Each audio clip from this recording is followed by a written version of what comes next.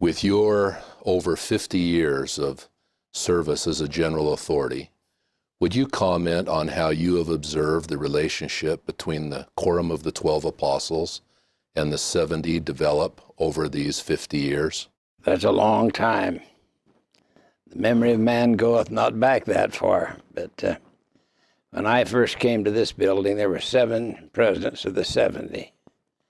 And such names as S. Dilworth Young and Levi Edgar Young, Anton R. Ivins, and venerable men that knew the history of the church because they had lived it. And the 70s quorum was not used much. There are a total of 26 general authorities. And for the most part, the 70s would go out to state conferences. They had no administrative duties at all. And that was very comfortable. And then something happened. The church started to grow. And it's never stopped growing. And in time, the question of how we would get out to reorganize stakes and how we would get out to manage things around the world. And the answer, of course, is always in the Revelations. The history of the 70s really goes back to the Old Testament. At the time of Christ, there's much said about the 70s. They were sent out, and they came back rejoicing that said even the devils are subject to us.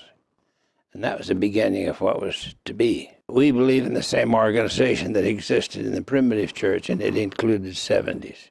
This is an amazing time in which we live, where prophets, seers, and revelators again are on the earth. The incredible thing is Joseph Smith was 24 when the Book of Mormon was published. And the revelations that came when he was a very young man and how he knew what he knew, I was going to say it's incredible. It isn't, because he didn't have to know much. All he had to do was follow the patterns of revelation. When we tried to figure out what to do with the church, how to manage it as it grew in numbers and then as it grew in distance, that it was obvious that the 12 couldn't do what the 12 did then by way of visiting the stakes. There was a time I can remember when we could say that every stake president during that year had shaken hands with a member of the 12. And as the church grew and grew in distant parts of the world, the question how we'd manage it, how we'd teach it, how we'd administer it. And the answer, of course, is in the Revelation. The answer is the 70s, that the 12, as the Revelations direct, should call upon the 70 instead of any others. As an 70, we teach, we invite people, we encourage people to follow prophets and apostles. I have no agenda on my own. What the prophet and apostles teach, that's what I teach.